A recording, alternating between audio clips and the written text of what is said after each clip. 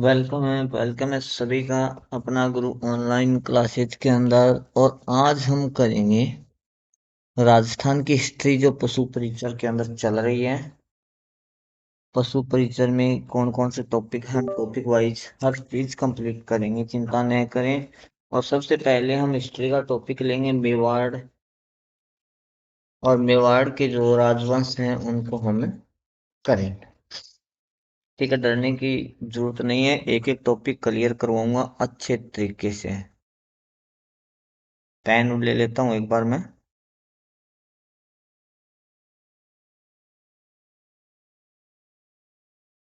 मेवाड़ का इतिहास आज हम करेंगे।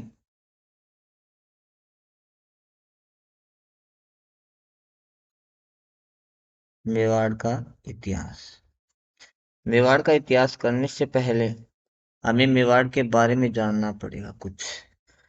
मेवाड़ जो है राजस्थान का दक्षिणी पश्चिमी क्षेत्र है। राजस्थान का दक्षिणी पश्चिमी क्षेत्र।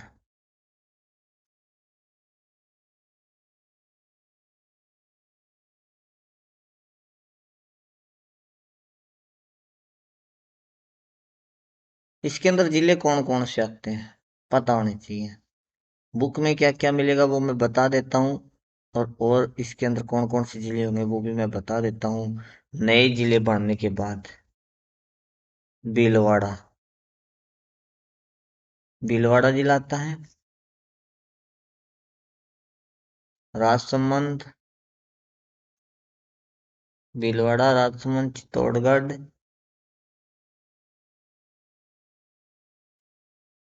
प्रतापगढ़, उदयपुर,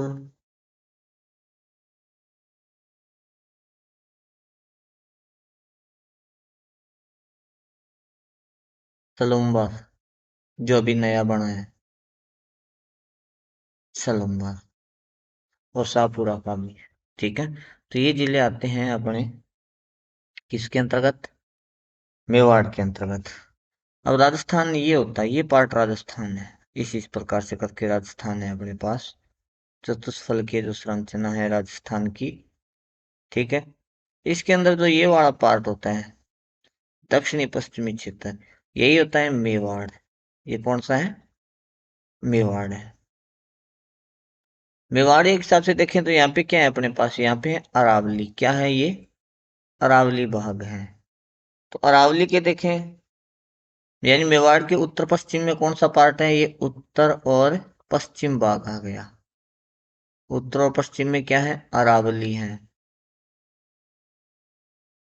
उत्तर पश्चिम में अरावली। लेकिन इधर चले जाए हम नीचे की साइड में, एमपी में, तो यहाँ पे क्या है, दक्षिणी क्षेत्र है। ये कौन सा है, दक्षिणी क्षेत्र। दक्षिणी क्षेत्र कैसा है, पहाड़ी है। अब देखते हैं हम साहब, मेवाड़ जो है, मेवाड़ को हम किस किस नाम से जानते हैं, सीवी,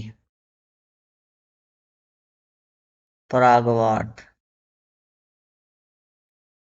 मेदपाट, और मेदपाटन भी बोल सकते हैं, ध्यान रखना क्या बोल सकते हैं, मेदपाटन। इसकी हम राजधानी देखें मेवाड़ की, प्रारंभिक राजधानी जो थी सबसे पहली, वो थी माध्यमिका। माध्यमिका, ये मेवाड़ है।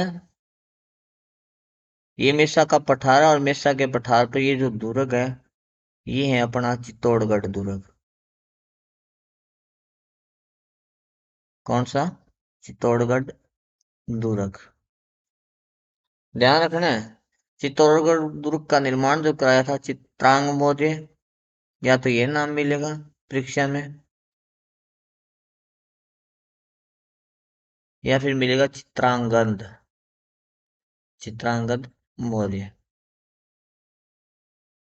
कब करवाया था, 8वीं शताब्दी में। 8वीं शताब्दी में। कहाँ पे है ये, मेसा के पठार पर है। मेसा के पठार पर। कहाँ पे ये? मेसा के पठार पे है। अब एक चीज का ध्यान रखना है, जो अपना मेवाड़ था, मेवाड़ के अंदर हम देखें सातवीं से सातवीं से 16वीं शताब्दी तक गहलोत या सिसोदिया वंश ने शासन किया था। गहलोत या सिसोदिया वंश ने क्या किया? अणवंश शासन करियो भाई उरा। कोई बात नहीं, कर लियो। और यदि हम मेवाड़ में पढ़ेंगे, हम यहाँ पे दो राजवंश पढ़ेंगे, ध्यान रखना। पहला पढ़ेंगे हम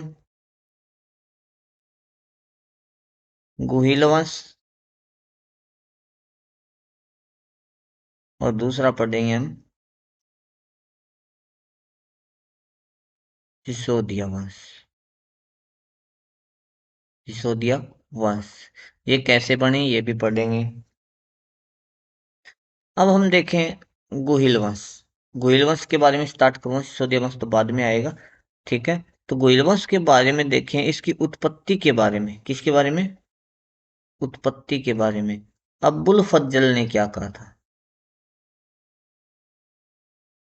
अब्बुल फज्जल अब्बुल फज्जल ने कहा था क्या?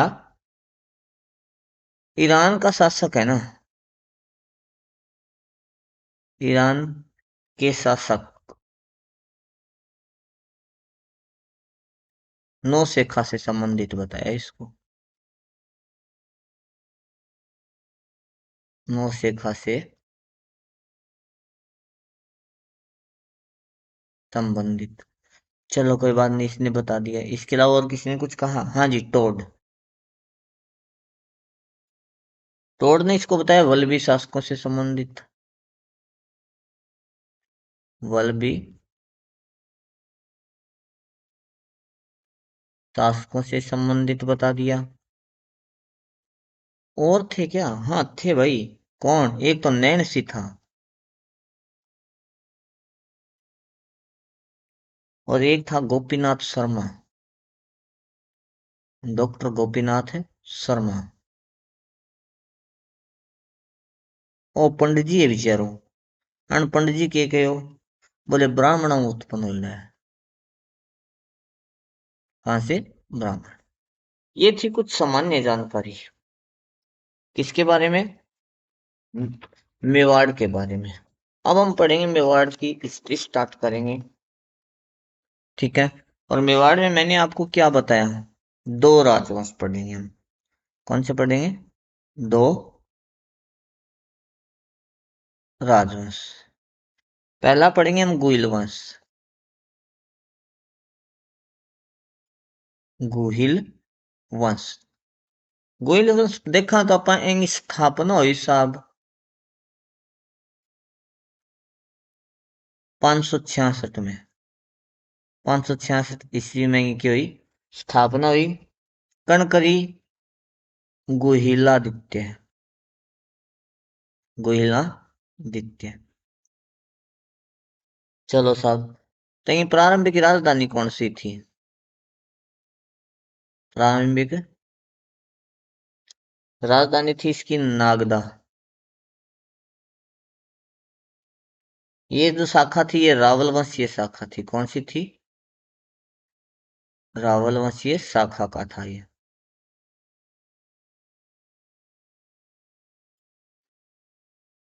दूसरा हम पढ़ेंगे सिसोदिया वंश।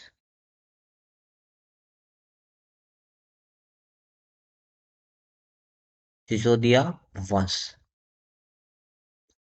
इसकी स्थापना देखें। सिसोदिया वंश की जो स्थापना हुई वो 1326 ईस्वी में हुई। 1326 ईस्वी में। किसने की थी? अमीर सिसोदिया ने। अमीर सिसोदिया ने।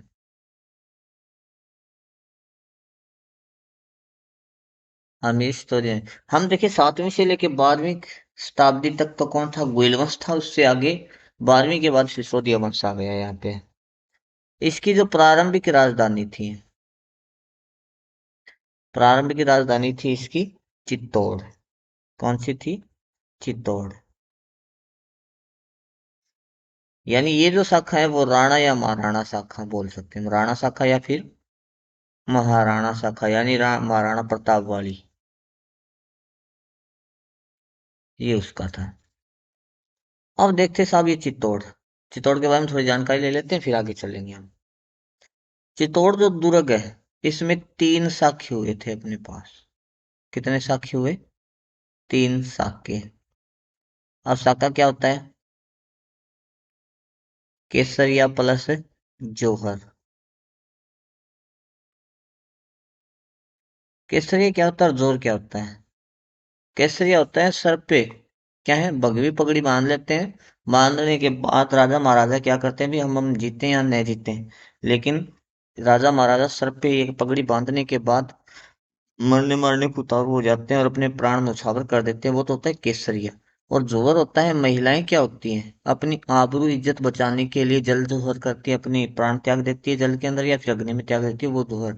दोनों को जब मिलाते हैं तो अपने पास क्या बनता है? शाखा बनता है, शाखा बनता है। यहाँ पे 3 शाखा हुए थे। पहला शाखा, पहला शाखा हुआ था सन 1303 ईस्वी में। सन 1303 ईस्वी में।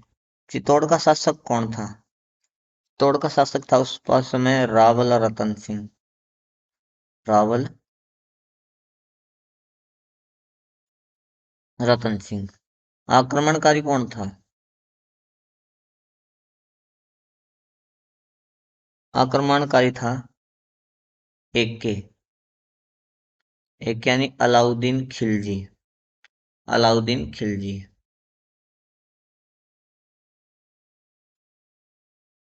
अलाउद्दीन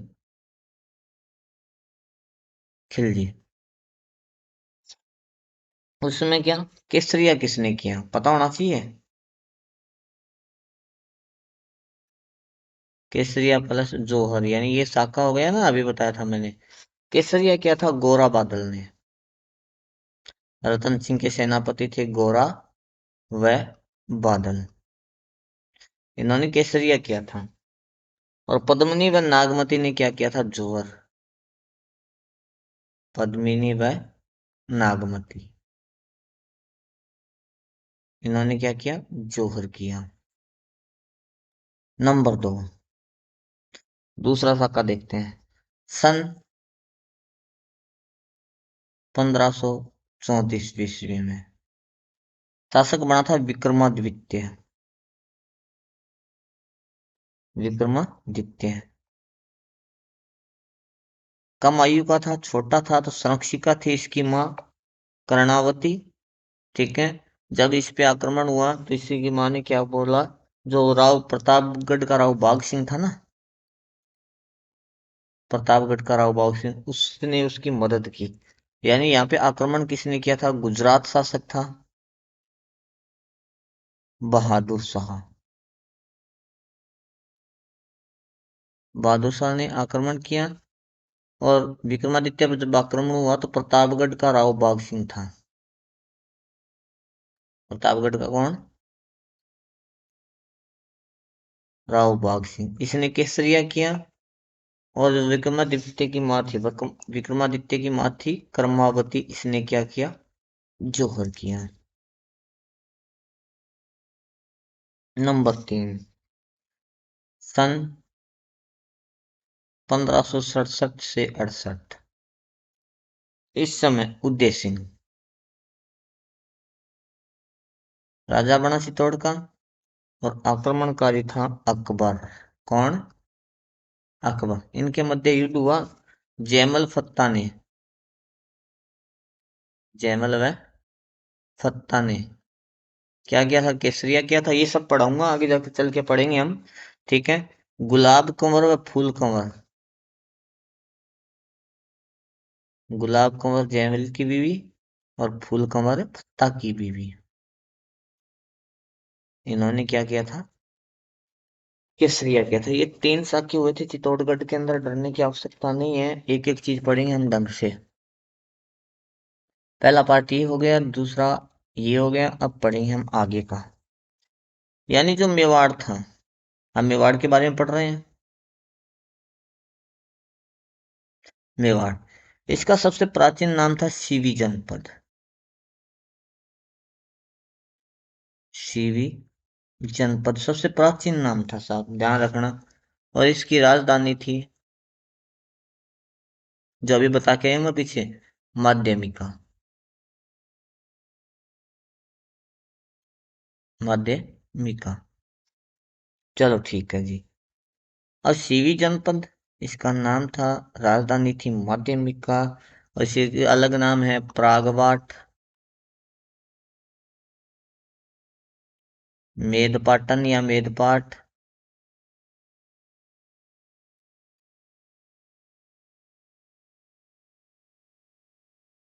मेवाड़। सर्वप्रथम अधिकार किसने किया था? मेवाड़ पर सर्वप्रथम अधिकार किसका था? पता होना चाहिए। अब हम आएंगे मेवाड़ को लेकर। मौर्य वंश। किसने किया था? मौर्य वंश। मौर्य वंश का एक वंशज था। कौन? चित्रांग मौर्य। चित्रांग मौर्य या फिर चित्रांगद मौर्य, दोनों नामों से जाना जाता है, ध्यान रखना इस चीज को, चित्रांगद मौर्य। इसने क्या किया? 8वीं शताब्दी में, 8वीं शताब्दी में चित्तौड़गढ़ दुर्ग का निर्माण करवाया।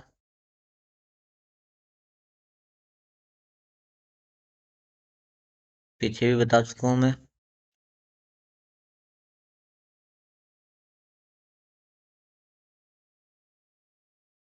अब ये चित्तौड़गढ़ दुर्ग है कहाँ? चित्रकूट पहाड़ी पर है। चित्रकूट पहाड़ी पर मेसा के पठार पर, मेसा के पठार पर है ये। ठीक है। अब चित्तौड़गढ़ दुर्ग में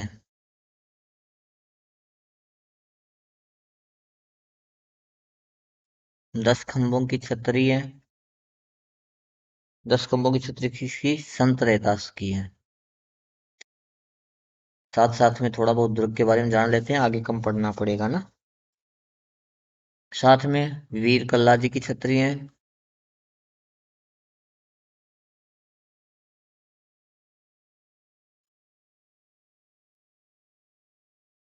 चलो साहब।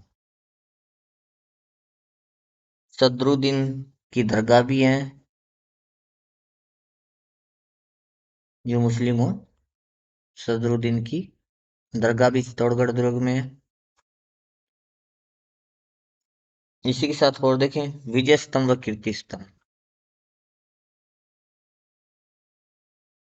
विजय स्तंभ व कीर्ति स्तंभ।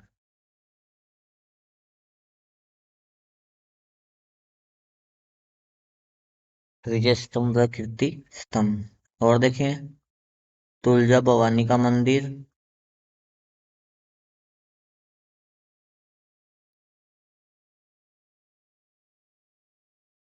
बहुत सी चीजें साथ साथ में क्लियर होती रहेगी। कुंभ श्याम मंदिर।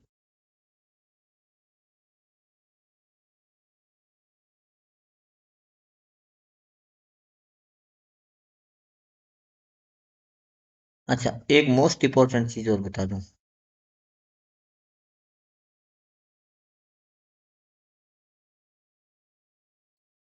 क्षेत्र की दृष्टि से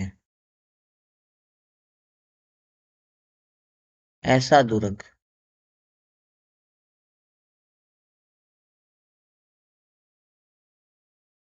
जिसमें खेती की जाती है।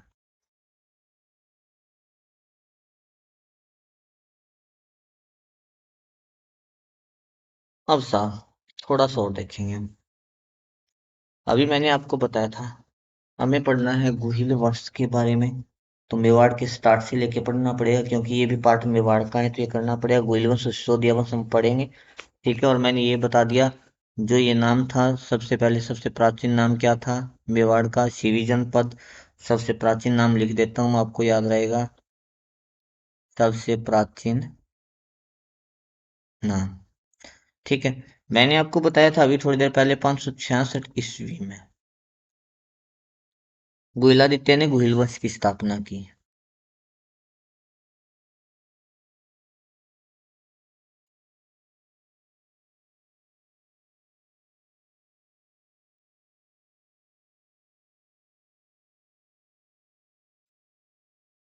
गुहिल वंश की क्या की? स्थापना कर दिया है। किसके अनुसार है? गौरी शंकर ओझा के अनुसार।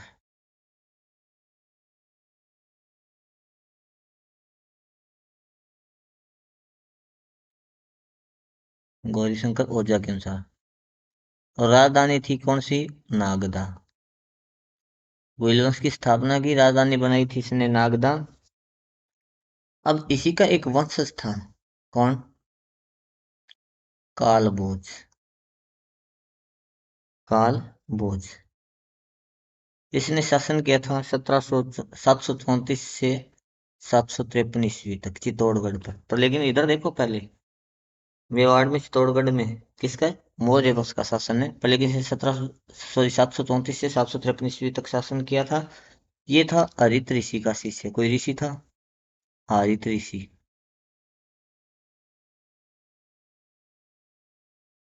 हरित ऋषि का शिष्य था।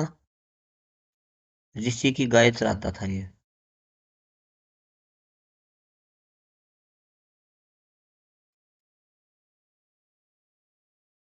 ऋषि की गाय चराता था। इतिहास में किस नाम से जाना जाता है? इतिहास में जाना जाता है ये बप्पा रावल। बप्पा रावल के नाम से जाना जाता है, ध्यान रखना। इतिहास में बप्पा रावल के नाम से जाना जाता है। इसी को बोलते हैं गोहिल वंश का वास्तविक संस्थापक। गोहिल वंश का वास्तविक संस्थापक। वास्तविक संस्थापक। इसका मूल नाम क्या था? मूल नाम था इसका कालभोज। लिख सकते हो। मालभोज भी लिख सकते हो, ये दोनों नाम आ सकते हैं। और एक ध्यान रखना, महेंद्र। ये नाम मैंने एक बुक में देखा था, तो मैं आपको यहाँ पे बता देता हूँ। पूछने वाला नाम नहीं, फिर भी बता देता हूँ। जो बप्पा रावल नाम की उपाधि थी, ये क्या थी? इसकी उपाधि थी। रावल इसकी उपाधि थी। बप्पा इसके नाम का विरुद्ध था। और ये उपाधि थी किसने दी? आदित ऋषि ने। आदित ऋषि ने। अब इसका चित्तौड़गढ़ पे अधिकार कैसे होता है वो देखते हैं। मौर्य वंश का एक शासक और था। कौन? मानमोरी।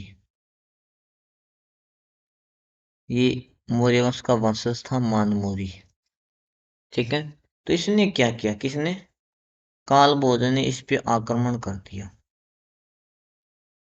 इस पे आक्रमण किया कब? 734 ईस्वी में। यही मैंने लिखा है, वहां पे देख लेना। आक्रमण करके पराजित किया।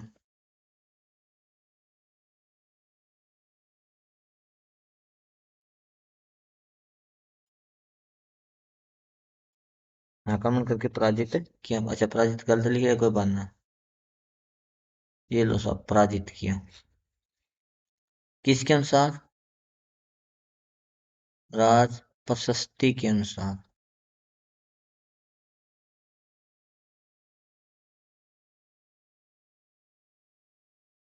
कब? 734 ईस्वी या फिर 8वीं शताब्दी।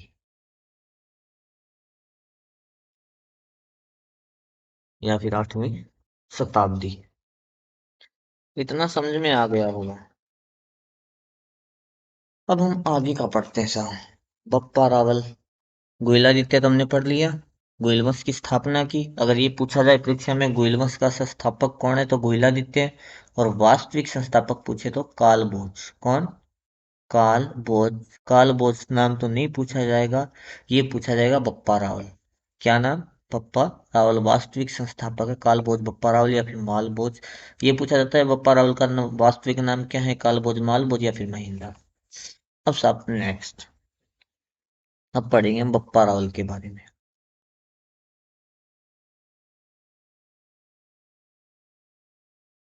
बप्पा रावल 734 से 53 ईस्वी तक, ये पढ़ना है साहब आज हमें। देखें, राजधानी थी इसकी कौन सी, नागदा।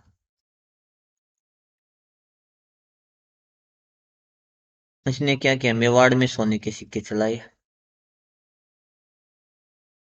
मेवाड़ में सर्वप्रथम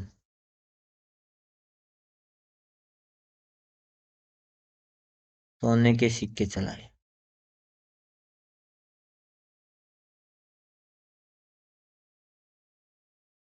मेवाड़ में सर्वप्रथम सोने के सिक्के चलाए।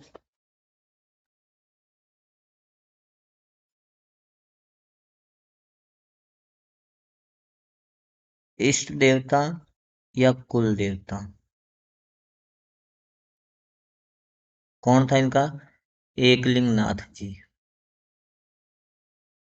एकलिंग, एकलिंग नाथ जी के मंदिर का निर्माण करवाया था।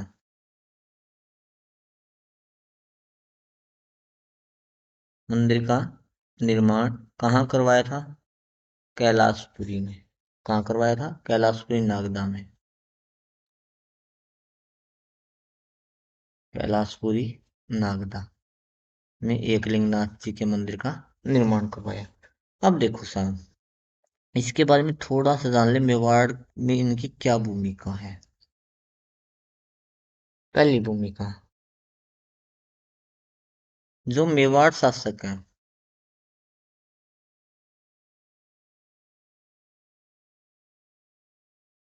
इनको राजा मानते थे। किनको, एकलिंग जी को। इनको राजा मानते थे, वह स्वयं को इनका दीवान।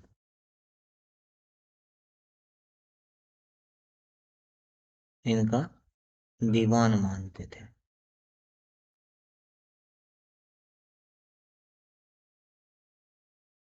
पहली बात तो ये। दूसरी बात देखो साहब,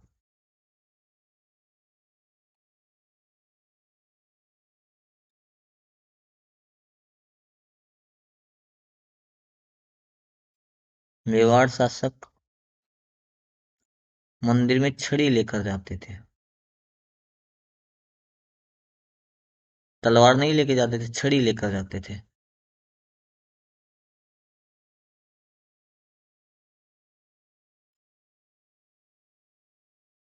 और अगर मेवाड़ शासक को बाहर जाना होता था ना, मेवाड़ से बाहर जाना होता था, तो इनसे क्या करते थे, स्वीकृति लेते थे। यानी मेवाड़ छोड़ने से पहले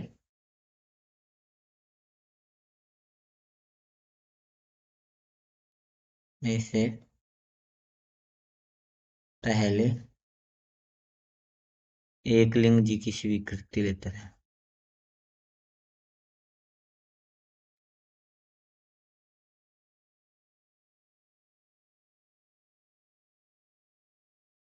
एकलिंग जी की क्या करते थे, स्वीकृति लेते थे।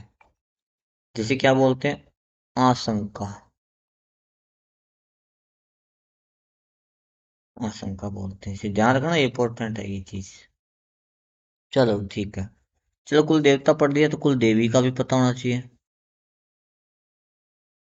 कुल देवी थी कौन थी इनकी, बाण माता। यहाँ पे लिख देता हूँ, कुल देवी कौन थी, बाण माता। बस एक सेकंड लाइन पे रहिएगा सभी, आगे का काम करेंगे, अभी करेंगे।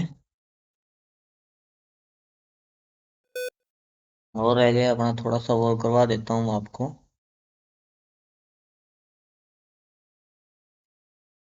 ये लाइन चल गई, इनको फिनिश कर देता हूँ मैं, हो गई फिनिश। बाण माता इनकी कुल देवी थी। इनके अन्य नाम क्या क्या थे बप्पा रावल के, अन्य नाम देखें या उपाधि देखें। उपाधि थी सील। चील, खुमाण, चील, खुमाण, कालभोज, ये नाम था इनका। कालभोज, राजगुरु, राजगुरु, चकवे,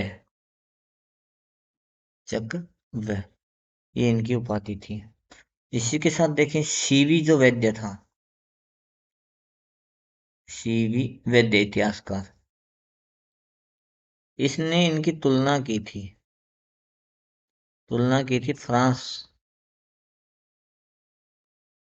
फ्रांस कमांडर, इसने तुलना की थी इनकी फ्रांस कमांडर था ना चार्ल्स मार्टेन से। किससे? चार्ल्स मार्टेल, चार्ल्स मार्टेल से इनकी तुलना कर दी। अब क्या था,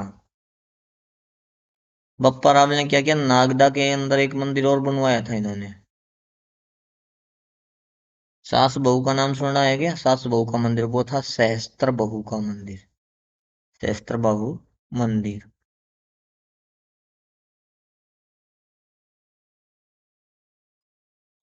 मंदिर का निर्माण करवा दिया, कोई बात ना जी। अब देखें समाधि, परावल की मृत्यु हो गई तो इनकी समाधि कहाँ बनी हुई है? नागदा में ही। इनकी समाधि कहाँ है?